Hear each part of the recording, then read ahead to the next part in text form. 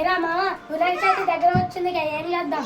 అరే మామ పక్క గల్లి వాళ్ళు చాలా పెద్ద 20 అడుగులు మనం కనీసం 10 అడుగులైనా పెడదాం రా మామ. వద్దులే కానీ మనం మట్టితో చేసి మన పర్యావరణాన్ని మనం రక్షించుకున్నాం. ప్లాస్టిక్తో తయారు చేసి మనం నీళ్ళల్లో వేస్తుంటే వాటి కెమికల్ మొత్తం దాంట్లో ఉండి నీళ్ళను మొత్తం పాడైపోతున్నాయి మామ. వాటిని జంతువులు వచ్చి ఆ నీళ్ళు తాగి మరణిస్తున్నాయి మామ. ఎన్నో జంతువులు అలాగే అయిపోయినాయి మామ. అందుకే మనం ఎంతో జాగ్రత్త తీసుకొని మట్టి వినాయకులు చేసి మనం ఊరేగిస్తే మనల్ని ఆ దేవుడు ఎప్పుడు చల్లగా చూస్తాడు మామ. మామ నువ్వు చెప్పిందే మంచిగా మామ. సరే మామ, మనం వినాయక చవితికి అదే మట్టి వినాయకుడినే చేద్దాం మామ.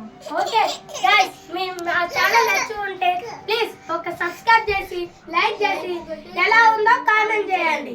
మా ఛానల్ పేరు జీకే ప్రొడక్ట్స్.